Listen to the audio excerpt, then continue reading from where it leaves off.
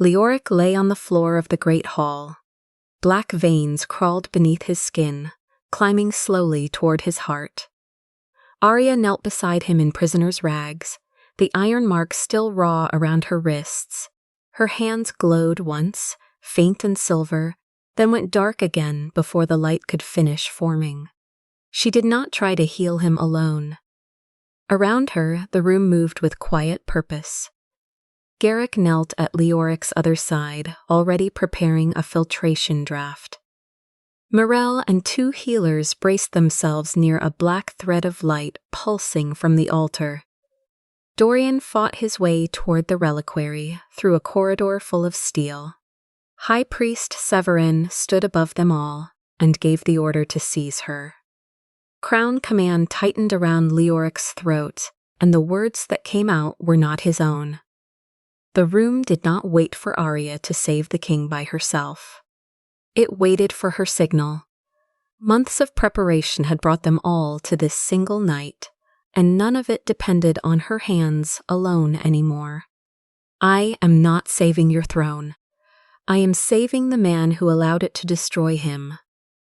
Aria placed her palm over Leoric's chest, found the faltering rhythm beneath her fingers, and raised her other hand to begin. 3 months earlier, none of this had happened yet. 3 months earlier, she had still believed her hands were enough. The old scar above Leoric's ribs had reopened during a border patrol, and Aria pressed her palm against it in the quiet of his private chamber. Warmth moved from her fingers into the wound, slow and careful, the way she had been trained to use it. "You are healing faster than you should let yourself rest," she said.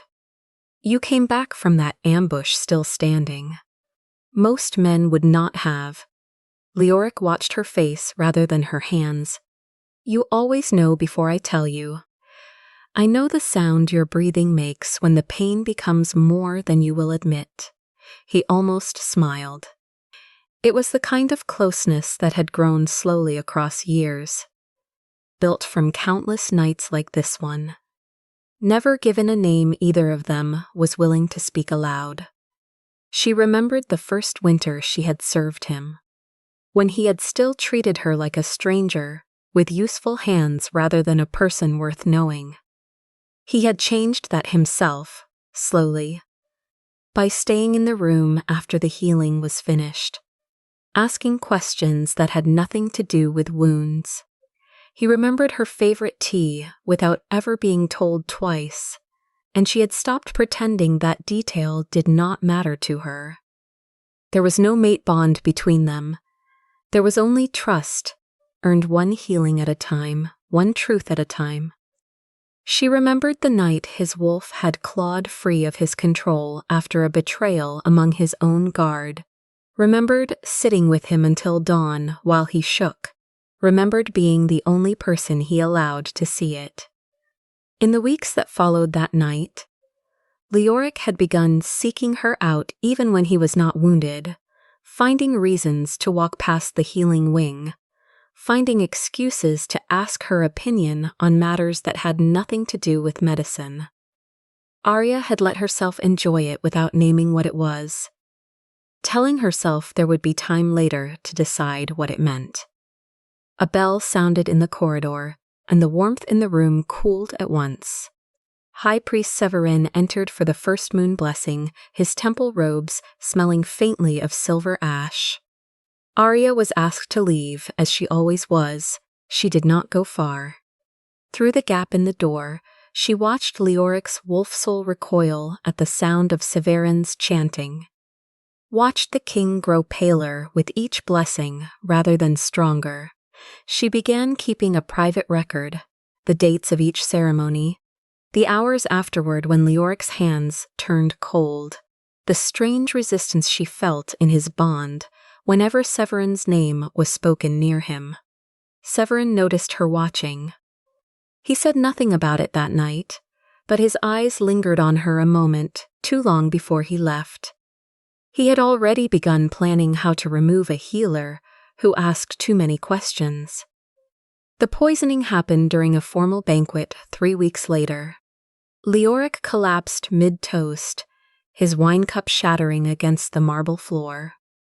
Aria reached him before anyone else, slowing the spread of the poison through his blood, though she could not draw it out entirely. The investigation that followed moved with terrible speed. Ashroot residue was found in her chambers. Her moon signature was traced across the rim of his cup. A servant claimed to have seen her near the wine cellar an hour before the banquet began. Aria stood before the council and pointed to what should have mattered more. The healing mark on that cup is not mine. It is a copy, pressed from an old bandage or a vial I once used. The poison was cut with temple ash, not common silver. The deepest damage is inside his wolfsoul, not his blood, and that is not something Ashroot alone can reach. Ask why High Priest Severin has refused every request to examine the first moon blessing. Several council members exchanged uneasy glances at that, but none of them said his name aloud in the hall. Severin himself stood near the back of the chamber, his expression unreadable, offering no defense because none had yet been demanded of him. Leoric had the authority to do many things in that moment. He could have suspended the prosecution. He could have moved her to the Royal Protection Wing. He could have opened an independent tribunal, or removed Severin from any role in the investigation entirely. He did none of it. The kingdom must see that no one stands above the law.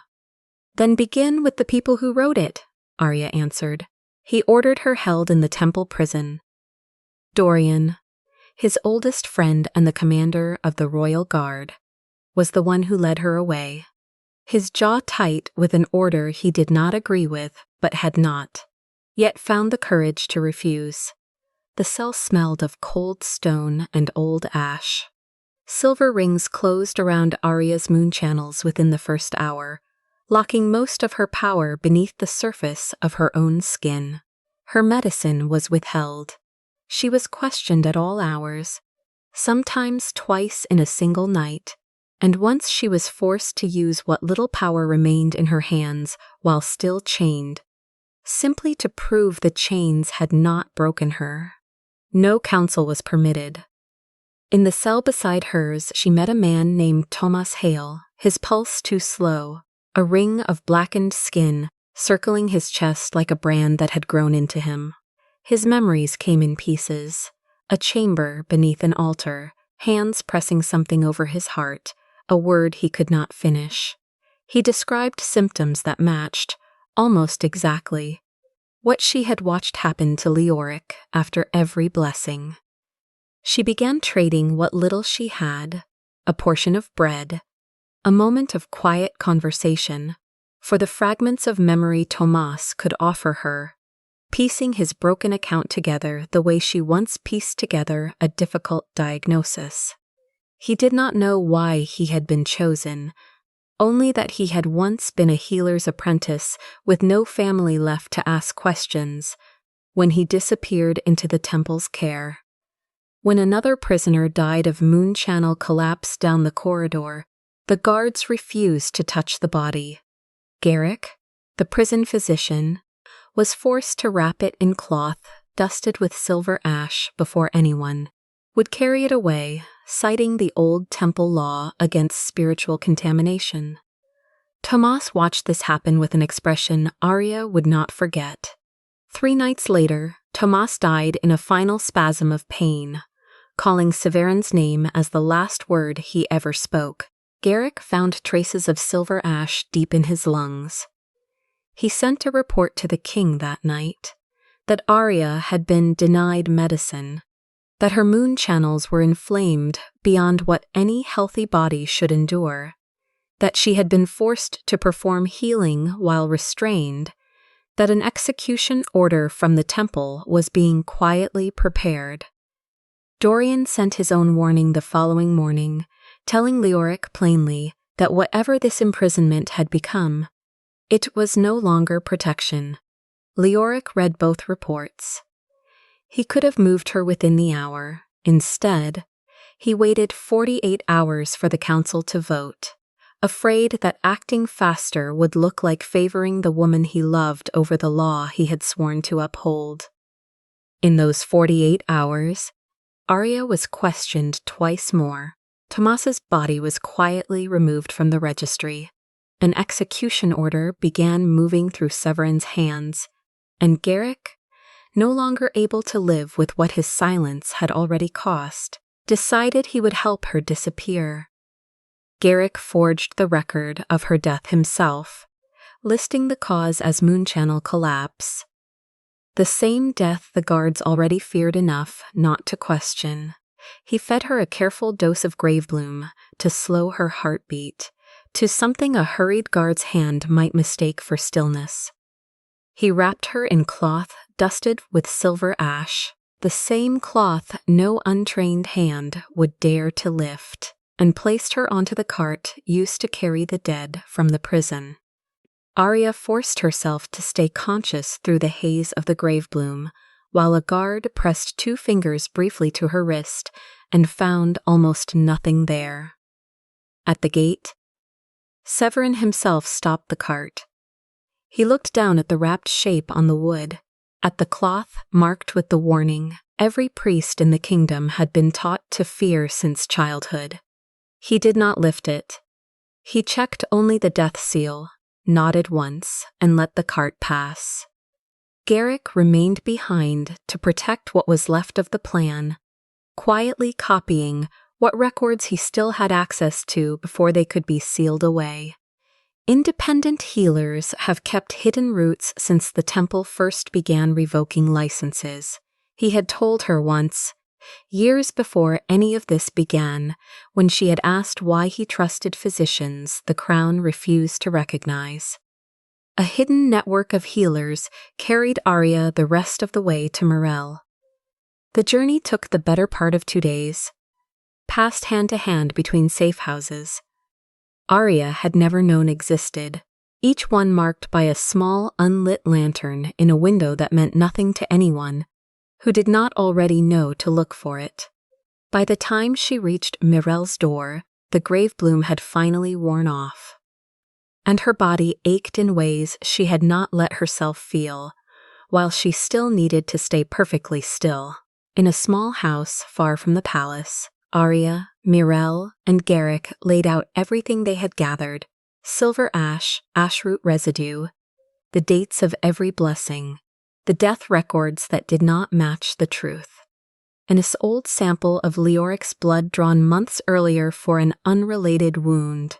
They suspected something larger than a single poisoning, something with Severin's hand behind every layer of it. But suspicion was not proof. Aria proposed a blood mirror, a ritual that could reveal a hidden working through the resonance left in old blood. Morel refused immediately. It requires 3 healers and a body that is not already breaking. Yours is already breaking. Aria let the argument end there, and Morel believed she had won it. That night, while the house slept, Aria began the ritual alone. She knew Morel would try to save her if she discovered it in time. She did it anyway, because some part of her wanted proof of her innocence more than she, wanted to be careful, and she did not let herself examine that wanting too closely. The blood mirror showed her fragments before it broke.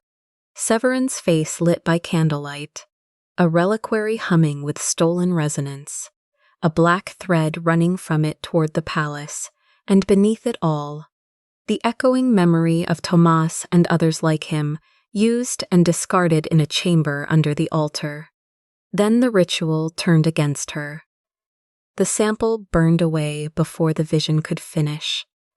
What little proof it might have offered burned with it. Aria's moon channels collapsed under the strain, the damage settling so deep it would never fully heal. Morel, arriving too late to stop it, was pulled into the backlash and lost her connection to her wolf in the same instant. Severin felt the ritual ripple through the resonance he had built, and somewhere in the palace, The black veins beneath Leoric's skin began to spread faster than before. The failed blood mirror had left a resonance trail of its own, faint but unmistakable to a man who had spent years learning to read exactly that kind of working through his relics. Severin followed it alone, telling no one in the temple that the healer he had declared dead might still be breathing. He wanted her recruited before anyone else discovered she had survived, not dragged back in chains where she could become a martyr instead of an ally. Mirelle tried to shift the next morning and could not. She tried again that afternoon, and the attempt left her doubled over in pain on the floor of the safe house. "You did not ask whether I was willing to lose my wolf for your innocence." Aria had no defense that did not sound like an excuse. She admitted quietly that the ritual had not only been for Leoric. She had wanted to prove she had never been guilty, never wrong, never someone who needed forgiveness to be believed. Mirelle set new terms before she would work beside her again. No more rituals performed in secret, no procedure carried out by a single person alone. Every helper told the full risk before they agreed to anything, and the right for anyone in the room to stop a working the moment they chose to.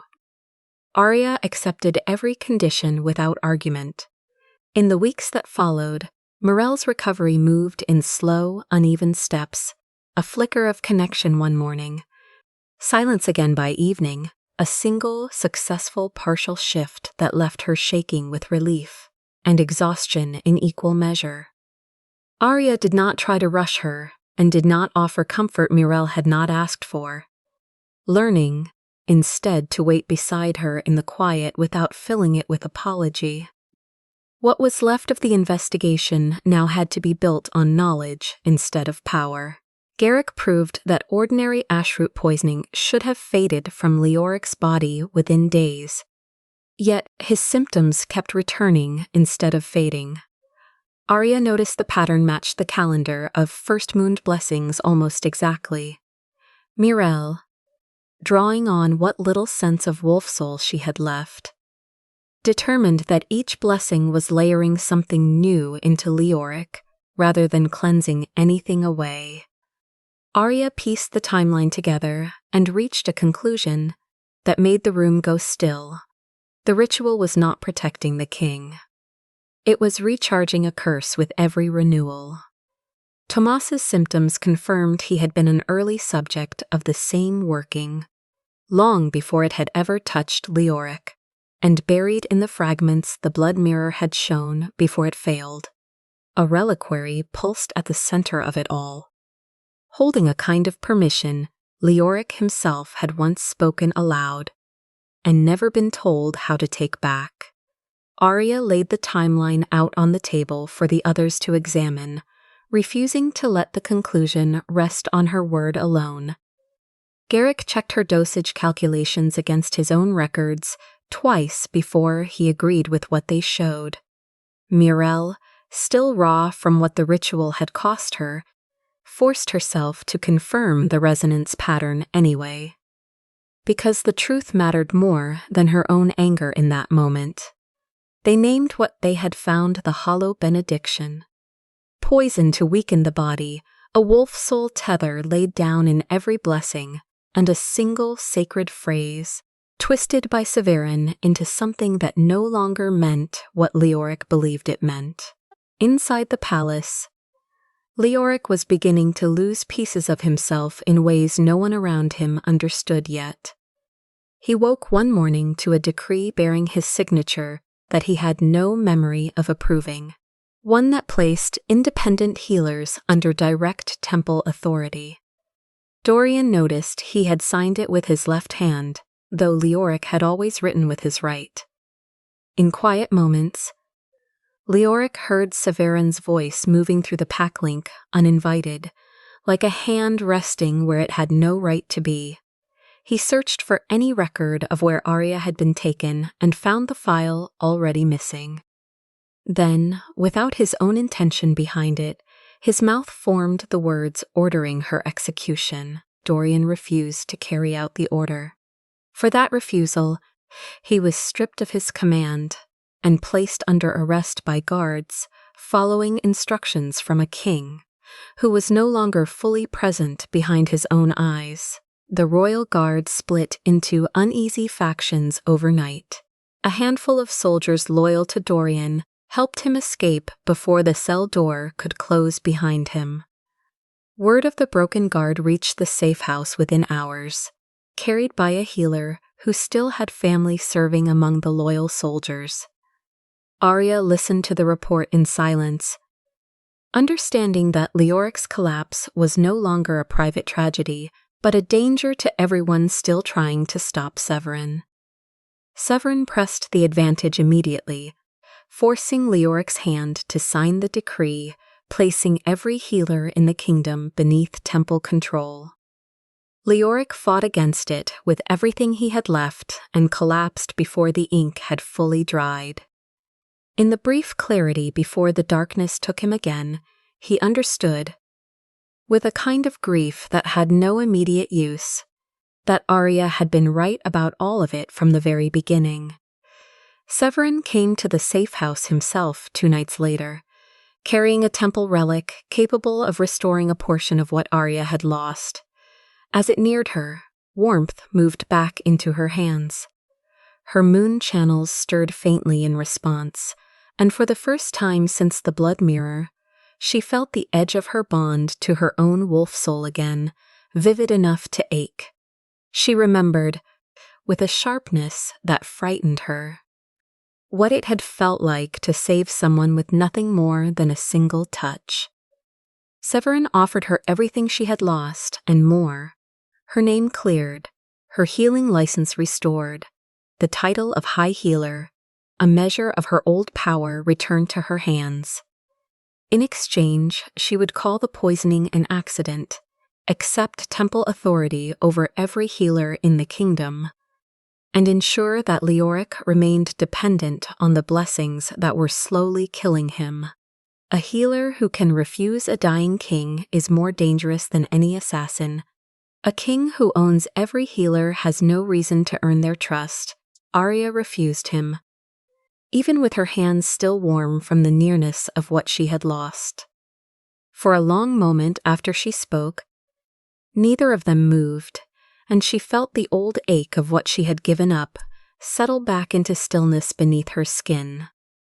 Severin studied her the way a man studies something he has misjudged, and something in his expression hardened past persuasion into threat. Dorian and the guards loyal to him arrived in time to drive Severin from the house before he could press the offer further in one of Leoric's lucid hours soon after. He sealed a royal medical summons with his own authentication mark, the one mark Severin had never been able to forge, and sent it through Dorian's loyal soldiers rather than the temple's couriers. Dorian still held one minor gate through guards who had never stopped answering to him, and it was through that gate, not the front of the palace, that the 4 of them entered, not as a prisoner returning, but as an independent emergency team summoned under the king's own seal. When Aria returned to the palace, she set her own conditions before agreeing to treat the king at all. Mirel would have the authority to halt any procedure at any moment. Garrick would control every decision involving poison or toxin. Dorian's role would be protection only. Every record of what they found would be copied and kept somewhere outside the palace. No healer involved would be confined within the palace walls under any circumstance. Leoric himself would have to consent to treatment during whatever moments of clarity remained to him, and Aria would not be permitted to change the plan alone, no matter how urgent the moment felt. Garrick read the conditions back to her twice before signing his agreement to them, making certain she understood. She had bound herself as tightly as everyone else in the room. Mirel watched her sign without comment, but something in her posture eased slightly, as though a debt-long ode had finally been acknowledged. In one of Leoric's brief windows of clarity, he saw that her hands no longer carried their old light, and understood, fully and without excuse, what his choices had cost her. "Did you come? Because you still trust me?" "No. I came because you are still capable of choosing treatment." Leoric signed the consent with his right hand, the handwriting unmistakably his own. He placed the key to the Royal Medical Archive in her palm. "No more doors you need my permission to open." Aria did not forgive him in that moment. She agreed only to treat him, and together the four of them built a plan with 5 clear roles, none of which depended on a single person carrying the entire weight alone. The night of the ritual arrived, and the story returned to where it had begun. Severin invoked Crown Command, and Leoric's voice, no longer his own, ordered the guards to seize Aria where she stood. Garrick began filtering the last trace of ashroot from the king's blood. His hands moved with the same steady precision he had used on 100 lesser wounds, refusing to let the size of the moment shake his focus. Mirelle and 2 other healers stepped toward the black tether stretching from the altar. Dorian fought his way toward the reliquary through a wall of temple guards. Severin struck at the bond Mirelle had only just begun to rebuild, and her wolfsoul went silent inside her once more. She staggered against the altar steps. Breath ragged, one hand pressed to her own chest as though she could hold the silence closed by force. Aria turned to her without hesitation. "Do you want to withdraw? I know what it may cost." "I choose to continue." Aria felt the last fragile thread of her own power gathering in her palms, and instead of holding it for herself, she split it into a brief bridge meant to link. 3 healers together for only a few seconds, just long enough to steady what none of them could hold alone. No one was made suddenly stronger. What little remained of Aria's moon channels went dark in the effort, this time for good. Dorian broke through the final guard and tore at the altar's protections, taking a wound across his side that would scar him for the rest of his life. He did not stop to tend it, pressing his palm hard against the gash, and forcing himself toward the reliquary anyway, because there was no one left to take his place if he fell back now. In the space that opened, Leoric found one clear breath of his own mind. "My wolf soul is mine. I withdraw the sacred hand." The crown command shattered. Dorian's blade found the reliquary and broke it open. Mirelle severed the tether with the last of her strength. Garrick drew the final trace of ashroot from Leoric's blood. Aria pressed her remaining warmth against the king's chest, and held his heartbeat steady long enough for his own body to take hold of the rhythm again. The reliquary released what it had hoarded for years, the resonance of a permission given once and never returned, the stolen warmth of healers who had been bled into it, and the fading echoes of Tomas and the others who had died beneath that altar.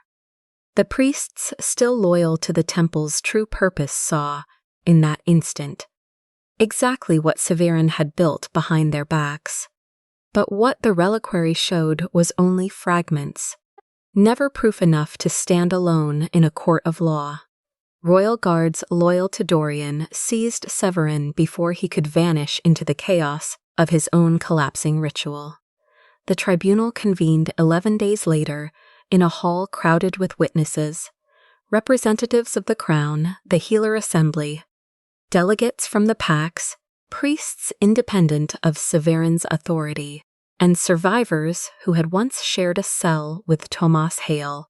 Garrick stood before them all and spoke a name he had carried in silence for too long: Thomas Hale. He admitted he had falsely recorded that name as dead months before the man had actually died in that cell, and he laid every piece of evidence he still held onto the table before them. the forged death record, the list of temple test subjects, samples of the silver ash, the falsified transfer order that had moved Aria deeper into danger. Loyal priests added the temple's own ledgers to the pile, records Severin had never imagined anyone outside his order would see. Aria was formally cleared of every charge brought against her. She did not celebrate the verdict, watching instead as the survivors, who had once shared a cell with Tomas, were finally allowed to speak their own accounts into the record. Their names entered into history where the temple had once tried to erase them. Leoric stood before the tribunal and did not soften a single word of what he had done. Severin forged the evidence. But I chose to treat the woman who saved my life as a threat because protecting my image was easier than defending the truth. He admitted he had imprisoned her himself, that other lawful options had always been available to him, that he had known about the conditions of her confinement and chosen delay over action regardless. He offered no excuse rooted in the council's pressure or the temple's influence, naming the choice as his own from beginning to end. Severin was stripped of every religious title he had held. He was permanently barred from contact with any healer, patient, or sacred relic for the rest of his life. He was confined indefinitely within a neutral facility, overseen by a tribunal drawn from every pack, never to be held under temple authority again. The power still bound within the relics was released under the direct supervision of healers rather than priests. The temple itself was placed under independent audit and investigation. Priests who had served faithfully under the old order now found their own conduct examined alongside Severin's, and several stepped down from positions they no longer trusted themselves to hold with a clear conscience. Severin was not executed, so that his punishment could never be reshaped into the story of a martyr. The audit of the temple took the better part of a year to complete, surfacing older abuses that had nothing to do with Severin alone, and by the time it closed, half the temple's old governing council had been replaced by priests willing to answer to the new tribunal. Leoric could only suspend the old crown healer oath. Lasting protection required something built to outlast any single king's reign. The Healer Freedom Charter was ratified soon after by the Healer Assembly, six-pack delegations, the Royal Medical Tribunal, patient representatives, and the Crown together. It guaranteed every healer the right to refuse an unsafe procedure, kept patient records out of royal hands, forbade the use of Alpha Command to force any healing, required at least one informed witness for any dangerous ritual, and ended the temple's old monopoly over who was permitted to heal at all. The signing took place in a hall without thrones or altars, a plain room chosen deliberately so that no single seat of power could claim the moment as its own. Aria stood among the delegates rather than at their head, her name listed alongside dozens of others rather than above them. It took 4 more months to draft the Academy's charter, find its hall, and gather its first class of students from packs that had never trusted each other enough to share a single teacher before. The Free Moon Academy opened its doors not long after. Its first class gathered in a single shared hall where old divisions no longer applied. Morel taught wolfsoul safety to rows of young healers still learning to read their own bonds. Garrick taught anatomy and the careful science of poison and its cure beside healers, who had once been taught to look down on physicians without moon channels of their own. Some of the older healers resisted sitting beside him at first, until they watched him save a student's hand from a botched dosage with nothing but knowledge and quick judgment. Patient representatives sat quietly at the edges of every practical lesson, watching to ensure consent was never treated as an afterthought. A row of small placards lined the entrance hall, each bearing a name the temple had once tried to erase. Tomas Hales among the first of them. Aria served as the Academy's first headmistress, in a role the charter itself allowed to be challenged and removed if she ever failed those she was meant to serve. Garrick stood before the new students one morning and spoke Tomas's name again, refusing to let his own redemption be told as a story with no cost attached to it. Leoric offered Dorian his old command back in a public ceremony that restored his name in full. Dorian refused to accept it until something larger had changed. He proposed what came to be called the Royal Command Verification Protocol. Any order to execute or arrest a healer would require 2 separate confirmations. Any commander would have standing authority to delay a royal order if the king showed signs of being controlled. The royal physician and the guard commander would be required to assess the king's condition together in such moments. Every order touching a wolfsoul bond would require and ever again be charged with treason simply for refusing a command, and Bohrmarks, a command that bore the marks of manipulation. Go, soldier. Leoric agreed to all of it without argument, and only then did Dorian return to his post, understanding that what had been broken needed more than an apology to be trusted again. The scar across his side ached whenever the weather turned, a reminder he chose not to hide from the soldiers now serving under the new protocol. Some time later, Leoric found Aria at the academy, standing near a window with the afternoon light behind her. He did not ask her to return to the palace. Is there any place in your future where I may earn the right to stand? I can forgive the man who failed me. I cannot return to the throne that taught him my freedom was negotiable, he asked quietly. What he was meant to do instead. Continue changing the law when no one is watching. Continue when I am not the reward. Leoric accepted that answer without trying to bargain it into something softer. There was no kiss between them, no mating ceremony, no wedding bells, waiting somewhere just out of frame. No promise that time would eventually undo what had already been done. Weeks later, a child was carried into the academy after a first shift gone wrong, her small body shaking, her mother's voice breaking as she begged Aria to use her power. Aria pressed her palm to the wound. A faint light rose beneath her fingers and went out, almost as quickly as it had come. She did not hide what was left of her own limits from the room. She called her students forward instead.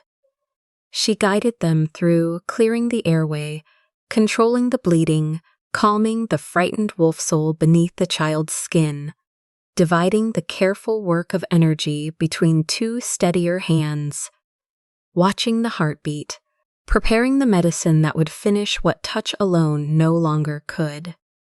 Mirelle stood close beside her, still unable to shift fully the way she once had, but feeling the first faint stirrings of her bond returning beneath the surface. She guided 2 of the younger students through calming the child's frightened wolf soul with a steadiness that had not been there a season earlier. Garrick moved quickly to prepare the draft the moment it was needed. Between the 4 of them and the students learning at their sides, the child steadied and began to breathe easy again. The mother wept against her daughter's hair, and one of the youngest students stood frozen for a moment, watching the whole sequence of care unfold as though memorizing it for the first time. Aria caught the look on the girl's face and recognized something of herself in it. The moment a healer first understands that saving a life is rarely the work of one pair of hands. Outside, in the courtyard, Leoric left a chest of unsealed royal medical records at the gate and did not come inside to see it received.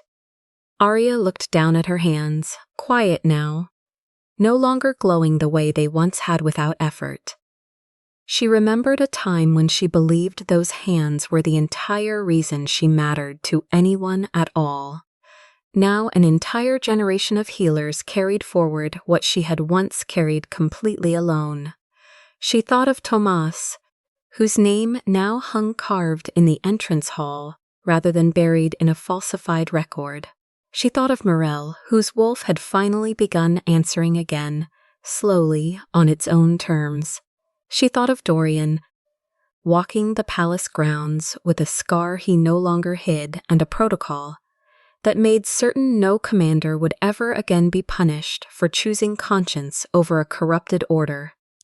She thought of Leoric, somewhere beyond the academy gates, learning to rule a kingdom that no longer asked her to stand beside him, as proof of his goodness. None of it had required her to be irreplaceable. All of it had required her to teach others they did not need her in order to save a life. Aria had once believed healing was the power in her hands. In the end, it was the freedom she placed in everyone else's.